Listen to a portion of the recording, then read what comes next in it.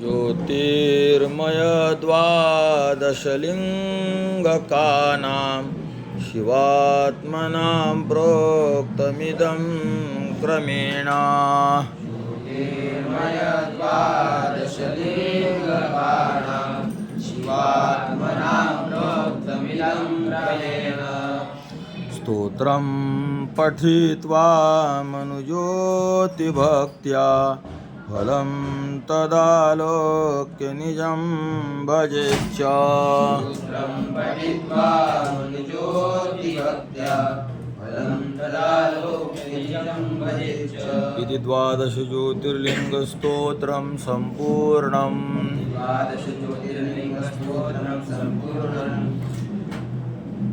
पदच्छेद असा आहे बघा. ज्योतिर्मय द्वादशलिंगकाणां शिवात्मनां प्रोक्तम इदं क्रमेण स्तोत्रं पठित्वा मनुजः अतिभक्त्या फलं तद आलोक्य निजं भजेच्च इति 12 ज्योतिर्लिंग स्तोत्रम संपूर्णम. अन्वय असा आहे. इदं प्रोक्तम क्रमेण शिवात्मनां ज्योतिर्मय द्वादशलिंगकानां स्तोत्रं पठित्वा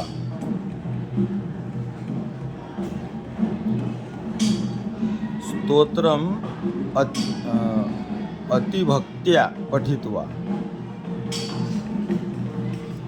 आणि मनुजहवर शून्य टाका म्हणजे सुरुवातला घेतल्या गेलं पाहिजे. तद आलोक्य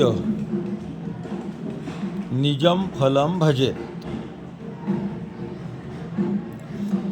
तर मनुजहचा अर्थ होते मनुपासून जो जन्मला तो मनुज म्हणजे माणूस. मनोह जातः मानव, मनुपासून झाला म्हणून त्याला मानव म्हणतात. मनोह जातः मनुज. इदम प्रोक्तम हे जे सांगितलेले वरचे 12 श्लोक क्रमेण प्रोक्तम क्रमाने जे सांगितले ते कोणाविषयी आहेत?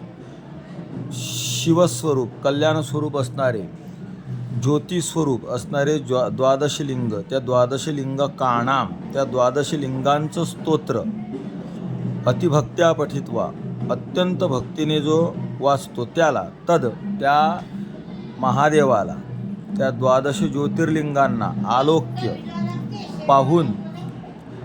पाहून निजम फलम भजेत निज फळ स्वरूप प्राप्ती त्याला होते. भजेत म्हणजे प्राप्त होते. जय श्री.